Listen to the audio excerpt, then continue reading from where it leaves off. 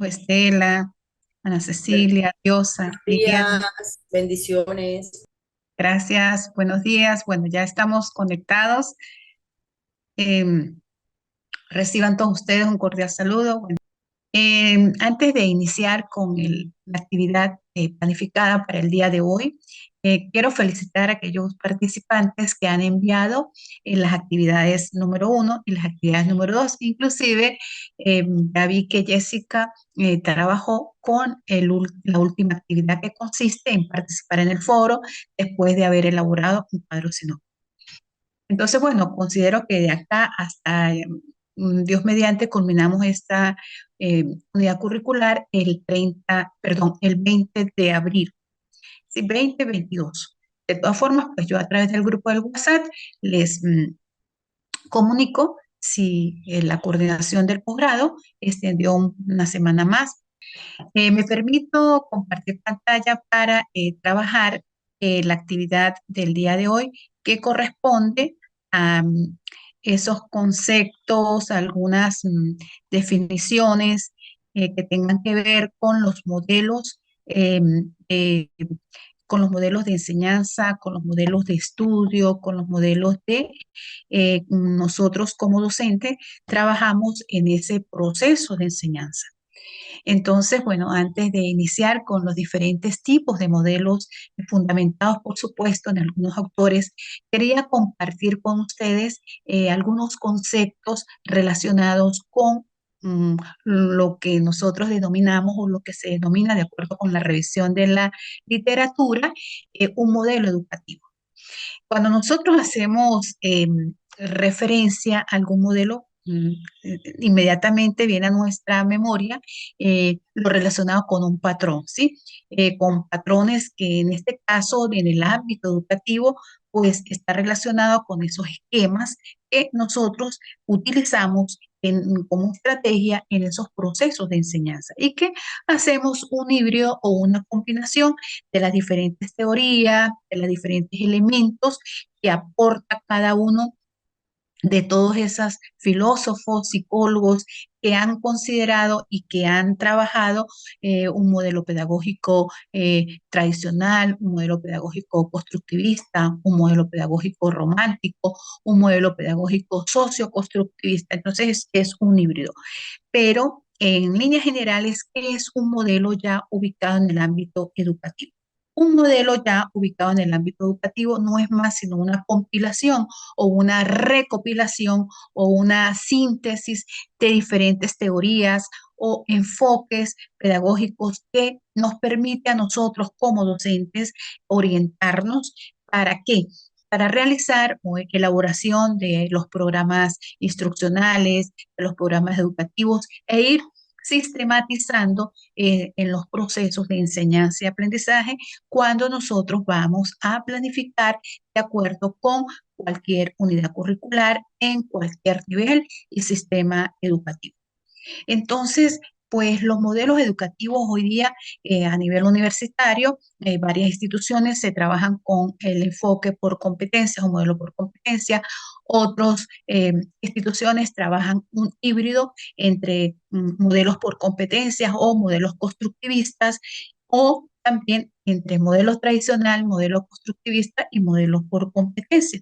Entonces, los modelos en el ámbito educativo van ir variando en la medida que vayan avanzando todos esos procesos históricos que hoy día pues también tienen vigencias de acuerdo con el modelo Vygotsky, de acuerdo con el modelo de Brunner, el aprendizaje significativo, de acuerdo con el modelo de Piaget. Entonces, todos esos visionarios que aún son filósofos clásicos, pues tienen vigencia, porque todavía nosotros los seguimos consultando y los seguimos citando en el ámbito educativo. Entonces, por eso se hace un gran énfasis en los diferentes componentes, en los diferentes elementos, en las diferentes relaciones, de acuerdo con cada tipo de modelo. Y todo este enfoque, todo este recorrido, todas estas compilaciones que nosotros hacemos de diferentes autores, nos permite a nosotros como docentes, pues, tener un panorama de cómo elaborar un programa instruccional, cuáles son los elementos que vamos a tomar en consideración para realizar una efectiva planificación y, por supuesto, pues asumir nosotros el papel como docentes de planificar, de hacer una buena planificación didáctica. Acá les quise mostrar un cuadro, voy a robar un poquito para acá, un cuadro comparativo donde hago comparaciones entre algunas diferencias, pero también algunas semejanzas relacionadas con los modelos educativos centrados en el estudiante, los modelos educativos centrados en el docente, los modelos educativos centrados en el contenido y los modelos educativos centrados en el aprendizaje. Entonces, y también, por supuesto, la semejanza. Acá ustedes pueden ver, esto lo van a conseguir en su aula virtual. Yo ya apunté estas láminas allí, donde ustedes pueden comparar cómo se lleva a cabo un modelo educativo centrado en el estudiante, donde nos permita a nosotros desarrollar procedimientos que sean autónomos y que le permitan al estudiante poder desempeñarse en un contenido educativo. También este modelo que está centrado en el estudiante es más que el que nosotros estamos trabajando hoy día, que es un modelo constructivista, donde ya el estudiante es activo, es participativo, nos valemos de muchas estrategias como los talleres, como los organizadores gráficos, inclusive ya estamos trabajando a través de esta modalidad virtual, también podemos trabajar a través de una modalidad presencial como es el aula invertida. Podemos trabajar algunos plataformas como el Classroom, ¿sí? Que nos permite que el estudiante pueda colaborar, pueda revisar esa información, pueda compartirla y luego de una manera presencial llegar al aula y mostrar toda esa construcción que él ha realizado después de haber sido asignada alguna tarea. Entonces, este modelo centrado en el estudiante también es un proceso, pero para que tenga bastante viabilidad tiene que ser permanente, donde el estudiante vaya descubriendo, donde el estudiante vaya elaborando, vaya reinventando y vaya haciendo, o sea, es decir, se vaya apoyando a través de algunos documentos que el docente se le ha facilitado o a través de un docente como guía, como facilitador, pues se considera que cuando el docente le facilita material, le dice cuál es el material sugerido para realizar un contenido, y allá el docente se está dimensionando como un guía, como un facilitador. Es no solamente acá el docente actúa como un guía, como un facilitador, sino también como un formador. ¿Por qué? Porque lo está orientando cómo realizar esa actividad desde una plataforma online para luego llegar a recibir las orientaciones a través del docente en un aula ya presencial. También quiero aquí hablarles de un modelo educativo que está centrado en el docente, porque acá el eje o el autor del debate, como lo decimos, es el docente, sí, es su eje primordial. Acá es donde el docente propicia poca importancia a esa participación activa del estudiante, porque se convierte nuestras clases en clases magistrales y donde la referencia, donde el contenido, pues parte específicamente o está centrado en el docente. Aquí pues se premia la memorización, no se desarrolla, según algunos visionarios, la creatividad, la construcción más activa del estudiante. Entonces acá la estructura es más vertical, es más desde el inicio hasta el final, es más, lo dirige el docente. Pero también existe otro modelo que está centrado en el contenido, en el contenido que es extraído de un programa o de un diseño curricular. Acá donde el estudiante es más receptivo, es más pasivo de ese contenido. Solamente se basa en el contenido que está especificado y es allí donde nos entran las famosas enciclopedias, donde ya sea, algunos autores lo consideran como debilidad o como falencia cuando el docente se centra más en un enfoque más enciclopedista. Entonces allí pues hay más transmisión de información que construcción de de conocimiento. Entonces acá pues solamente el estudiante se va a centrar en ese contenido que fue asignado, que a lo mejor es a través de alguna estrategia que el docente ha considerado para que vaya vaciando y pues allí entran en cuenta lo que se trabaja mucho antes, por ahora pues el docente se vale de mil estrategias de rellenar algunas actividades que aparecían en un libro, que eran meramente, tenían que trabajar con ese libro y pues no se aceptaba que el estudiante pudiese ampliar esa información, ese radio de acción hacia otros referencias bibliográficas, sino solamente tenía que llevar su enciclopedia al aula y en función de esa enciclopedia se trabajaba. Entonces, aquí el estudiante es más conocido por algunos autores como un depositario de información. También tenemos otros modelos que son centrados en el aprendizaje. Pues acá, cuando estos modelos se centran más en el aprendizaje, se mejora la calidad del aprendizaje del estudiante, se mejora la calidad educativa, hay mayor demanda de las escuelas que ya al estudiante les permita vincularse con las diferentes estrategias, con los diferentes recursos tecnológicos, donde ya se hace uso de las TIC y donde surge los Classroom, bueno, algunas aulas virtuales que nos permiten a nosotros interactuar a través de este híbrido, tanto presencial como virtual. Pero también acá se dirige a algunos resúmenes, destacan algunas competencias que se llevan a cabo en esa práctica individual que el estudiante demuestra cuando ya tiene que realizar cualquier tipo de evaluación para valorar sus competencias. Entonces, acá pues quise también compartir cuáles son las semejanzas entre el modelo centrado en el estudiante, el modelo centrado en el docente, el modelo centrado en el contenido y el modelo centrado en el aprendizaje. Cuando nosotros hablamos de un modelo centrado en el estudiante, hay algunas semejanzas. Por ejemplo, estos modelos se utilizan más como estrategia metodológica una comunicación bidireccional entre el docente y el estudiante. Se comparte más la experiencia, hay más interacción, hay más comunicación. Los medios para lograr esta interacción son más experiencias, son más contextualizados y es allí donde entra en juego los talleres, algunos seminarios, algunas estrategias, algunas técnicas de socialización que nos permite a nosotros interactuar con el estudiante a través de un contenido. También cuando hablamos del modelo centrado en el docente, pues cuáles son las semejanzas que se establecen en estos tres modelos. Primero, las estrategias metodológicas, pues son más condicionadas y ese es el único incentivo que tiene el estudiante. Inclusive a veces, pues el docente dice, bueno, si no hace la actividad, pues no tiene la calificación definitiva, no se le va a valorar, si no lo hace de esta manera, no se le va a colocar su calificación. Entonces, bueno, ya eso ya se asume como un castigo, como un modelo. Se basa más en las clases expositivas, se basa más en las clases magistrales y se basa en aquellos resúmenes que el estudiante le exige, perdón, que el docente le exige al estudiante que tiene que presentar.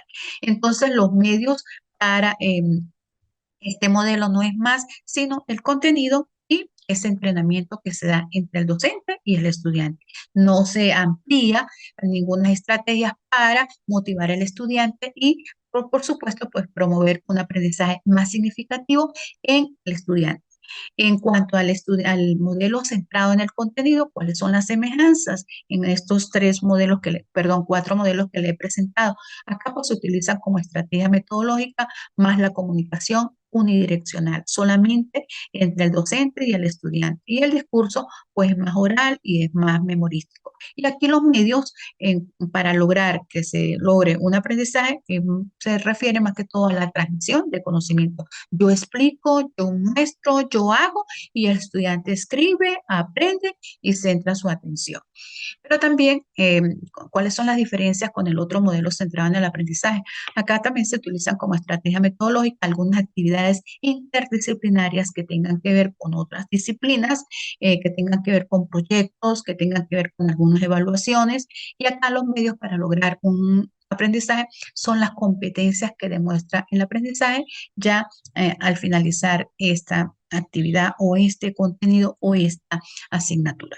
Entonces, bueno, es para que ustedes vean que a través de este cuadro comparativo, ustedes pueden tener una referencia de cómo se da el aprendizaje centrado en el estudiante, cómo se lleva a cabo ese modelo centrado en el docente, cómo se dan los pasos también con ese modelo centrado en el contenido y con ese modelo centrado en el aprendizaje. Estos son breves tips que yo consideré. Ustedes son libres y pueden considerar otras cosas que a lo mejor yo no tomé en consideración en este modelo. Acá quise citar los modelos pedagógicos de Flores Ochoa, 2005.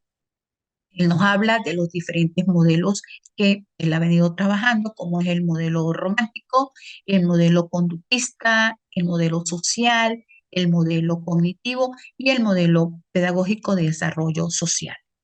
También nos habla del modelo pedagógico tradicional. Y bueno, yo lo quise acá seleccionar o clasificar de acuerdo a las metas, cómo se desarrolla cada modelo, cuáles son los contenidos que se toman en consideración en cada modelo, cuáles son los métodos y cómo actúa esa relación entre el maestro y el alumno, entre el docente y el alumno, así tal como él lo llama acá. Eh, Empezamos. Con el modelo pedagógico tradicional, pues las metas que se pretendían o que también hoy día algunos lo consideran, se pretende alcanzar, se refiere a ese paradigma más humanista, ese paradigma más metafísico, más religioso y más de formación de carácter, formación de personalidad. Se va desarrollando más que todo tomando en consideración las cualidades innatas, es decir, las cualidades propias de cada participante, de cada estudiante, de cada objeto de estudio, de cada sujeto de investigación, como es en el caso del docente. Los contenidos acá en este modelo pues son más disciplinares, se basa más en los autores clásicos y pues todo esto se lleva a cabo producto, como resultado de lo que ha venido estudiando la ciencia.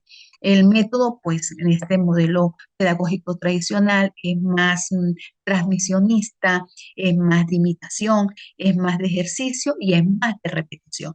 Y la relación pues, se da a cabo entre el docente y el estudiante y es una relación más vertical, no es cíclica, mm, es muy, muy bidireccional. En cuanto al modelo romántico, las metas, pues más de autenticidad, más son propias, son más inherentes, son más eh, espontáneas, son más de libertad de ese participante y, por supuesto, del docente. Se desarrolla un ambiente más natural. Noten que hoy día nosotros ya podemos trabajar, o podemos, ¿no? Recomendamos realizar una clase fuera de las cuatro paredes de un aula, podemos, inclusive los alumnos viajan para conseguir información, entonces el desarrollo acá es más espontáneo, más libre, ¿sí? Más natural, se desarrolla en ambientes naturales, inclusive en los procesos de investigación, cuando se desarrollan de esta manera, pues nosotros vamos al contexto natural y por eso decimos que trabajamos en función de un diseño de campo porque tomamos la información, recolectamos información desde el sitio de los hechos, desde el sitio donde se está realizando ese evento. Y los contenidos, pues, sí se tienen que planificar, pero no son tan rígidos, no tienen una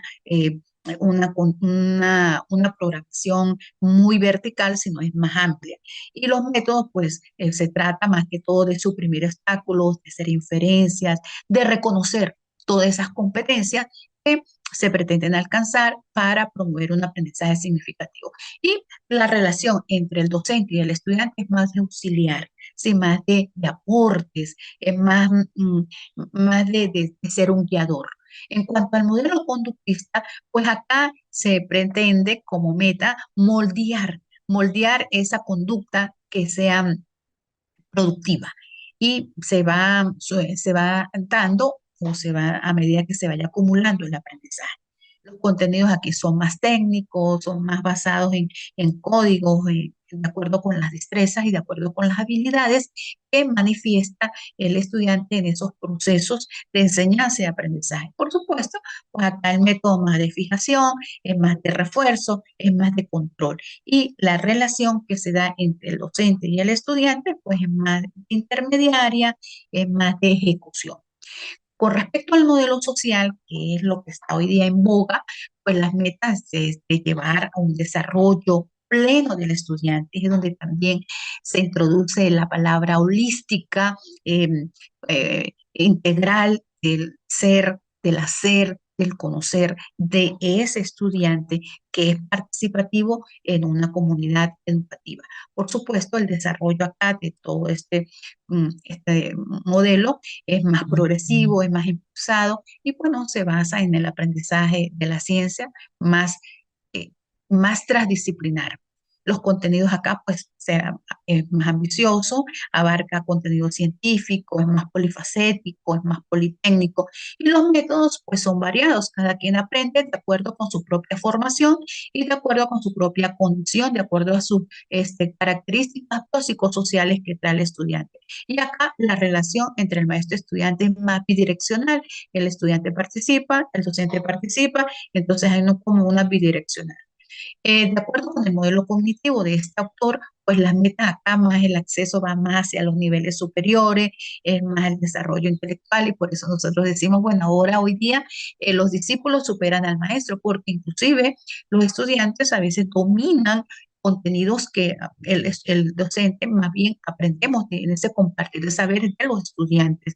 Acá hay un progreso más secuencial, más de estructuras mentales, más de concentración, más de esa interacción, esa interacción social en los diferentes ambientes. El contenido pues se basa más que todo en las experiencias, en los accesos que se tengan que nos faciliten a nosotros promover ese aprendizaje significativo. Y los métodos pues se basan más en la creación, en fomentar ambientes de aprendizaje y por supuesto de acuerdo con la experiencia que tenga tanto el docente como el estudiante. Acá la relación entre el maestro y el estudiante es más de facilitador y es más de estimular, es más de incentivar ese proceso de formación de acuerdo con las experiencias. Y de acuerdo con el modelo social desarrollista, pues acá las metas son más de acceso a cada individuo, de acuerdo con sus niveles superiores de desarrollo, es más progresivo, es más secuencial, se utilizan más las estructuras mentales, el contenido se da de acuerdo con las experiencias, los métodos son de igual manera de creación de, de de experiencias de aprendizaje, de ambientes de aprendizaje, la relación entre el maestro o el docente y el estudiante es más de facilitador, es más de guiador, más de creador de experiencias, de ambientes y por supuesto es más de incentivar y más de estimular ese aprendizaje.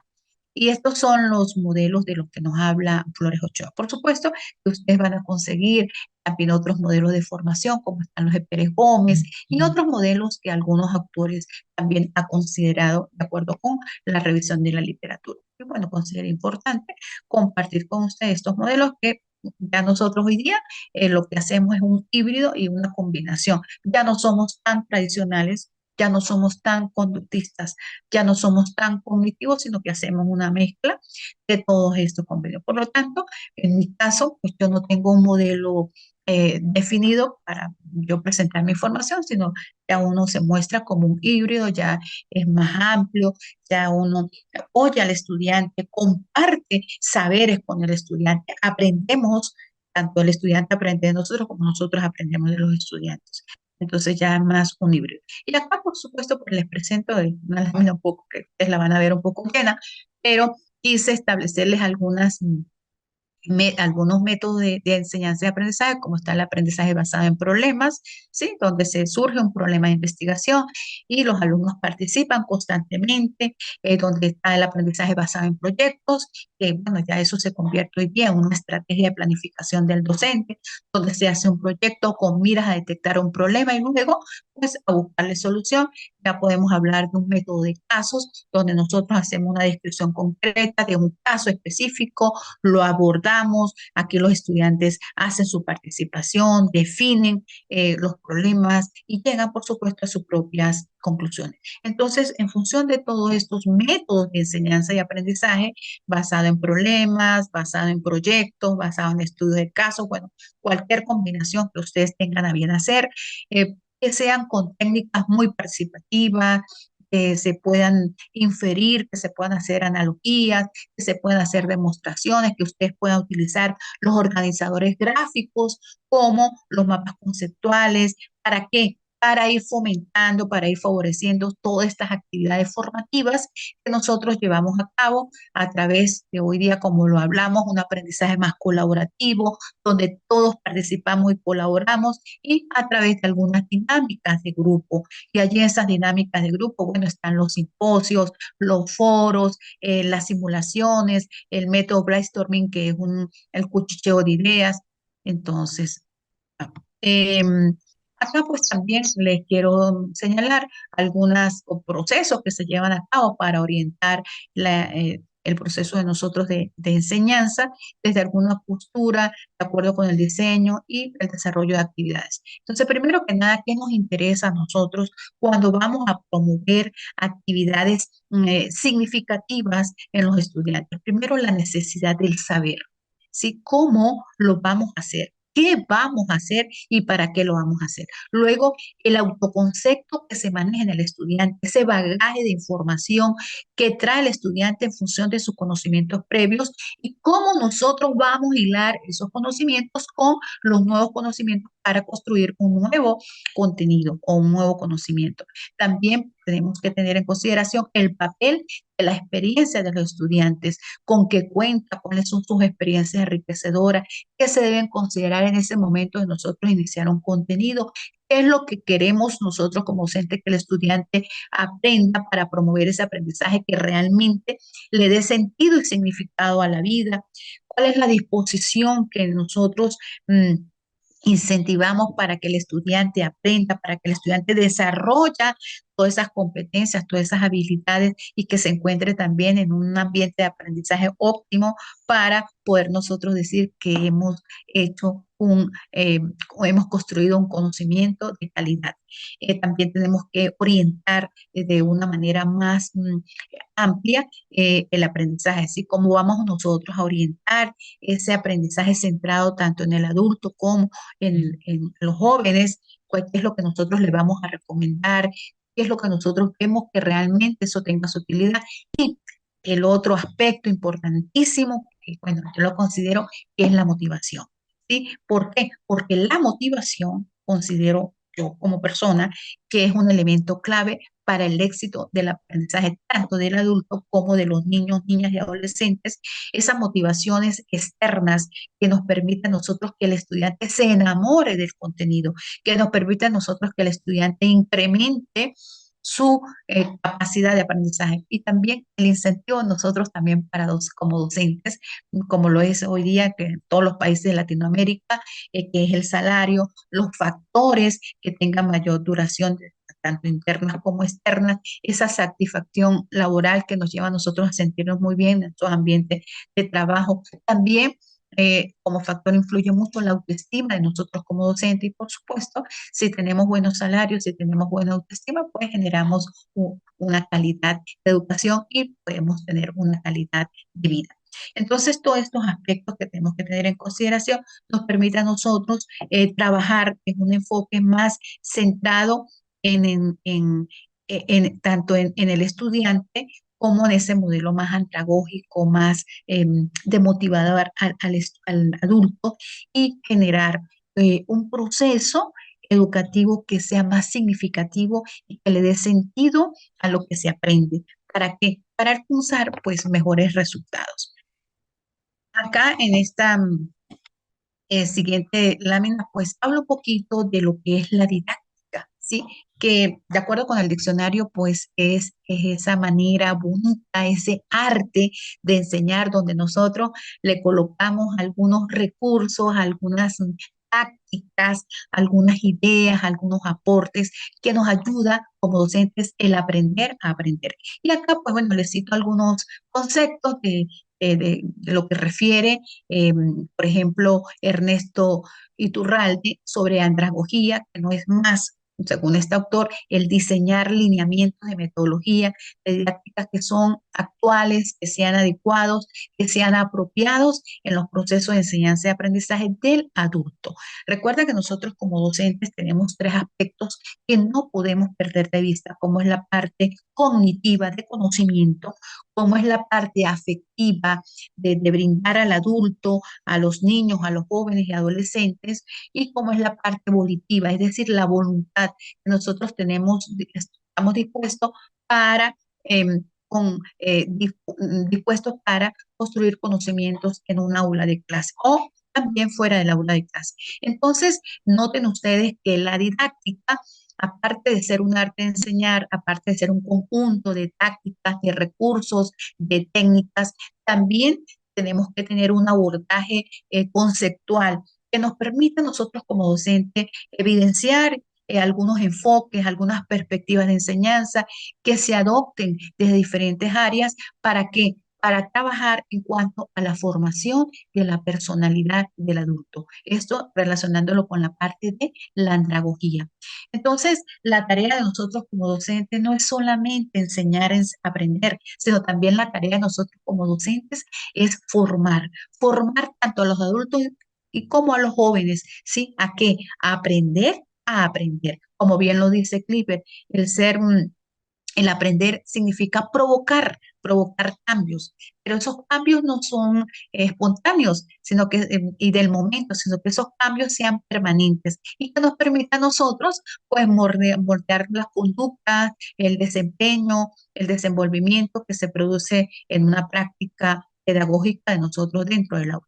Entonces, es imprescindible que cuando manejemos esos conceptos de andragogía, tengamos como presente que uno de los lineamientos importantes que nosotros como docentes tenemos que eh, llevar a cabo es el aprender a aprender. Pues en cualquier contexto, llámese universitario, llámese a nivel de básica, llámese a nivel de media, dentro de una sociedad de la información, es necesario que nosotros sepamos organizar nuestras ideas, nuestros datos, sistematizar esa información, seleccionar lo más importante, seleccionar lo más novedoso, seleccionar lo más relevante. ¿Para qué? Para convertirlos en que son conocimientos que están al tiempo que nosotros estemos enseñando para que después pues tenga eficiencia, para que después pues el sujeto con inteligencia, con eficacia, pues logre promover aprendizajes significativos.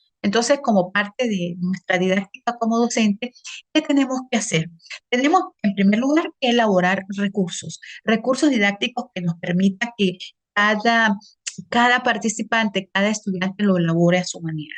Hoy día, nosotros, para nadie es un secreto que a nivel de educación media, a nivel de educación primaria, inclusive a nivel de educación universitaria, a nuestro nivel, los estudiantes están cortando y están pegando.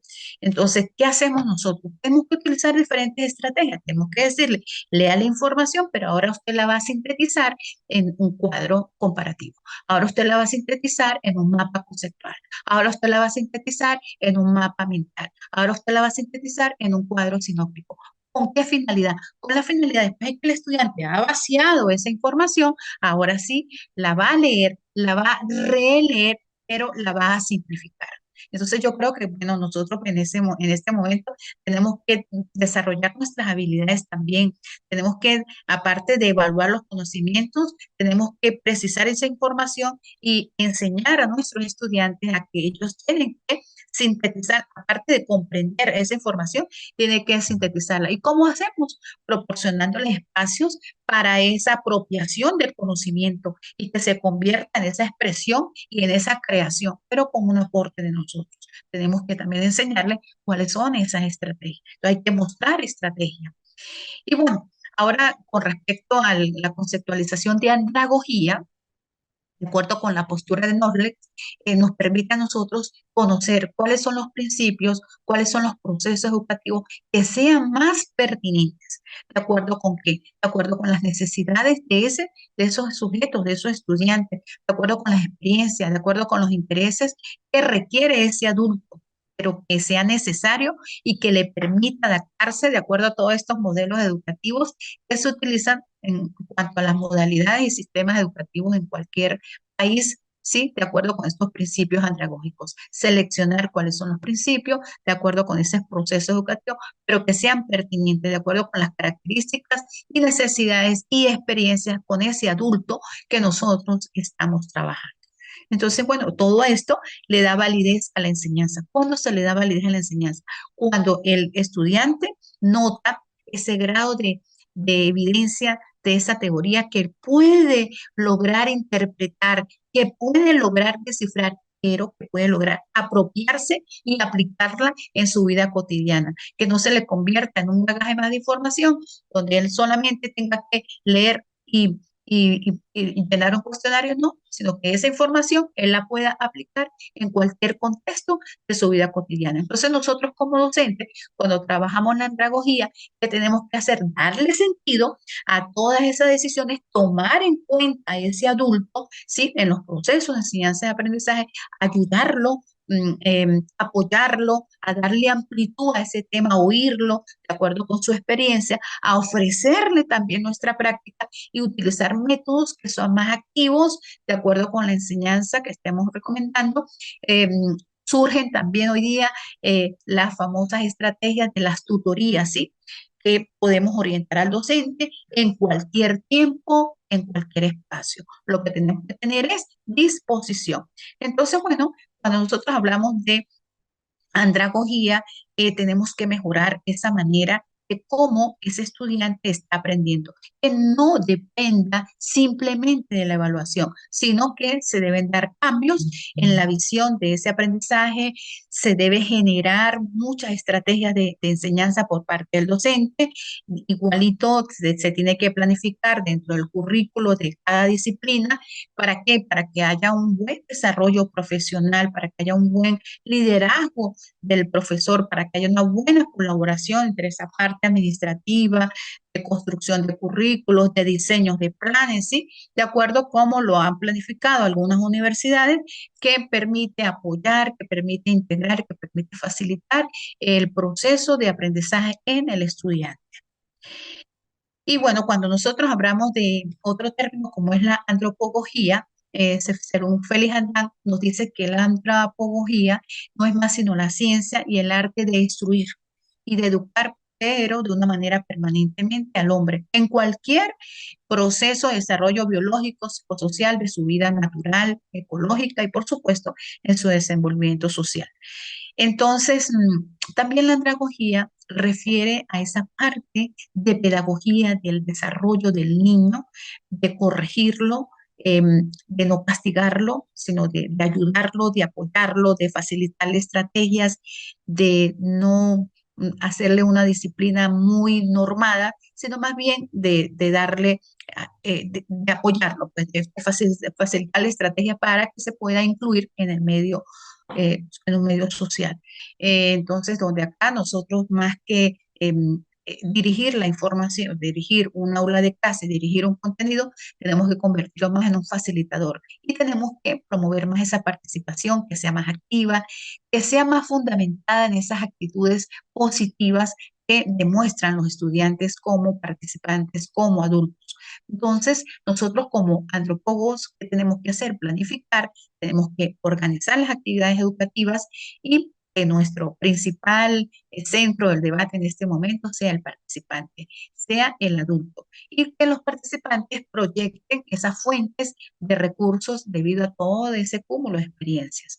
Entonces, acá ya el participante como adulto eh, que sea provisto de todas sus experiencias, de todas sus capacidades, de todas sus habilidades, de acuerdo con su voluntad que tenga para aprender. ¿Por qué? Porque el antropólogo que permite que le facilite a ese adulto esa interacción más interpersonal y que nos permita a nosotros pues organizar, sistematizar, estructurar y planificar todas estas actividades educativas.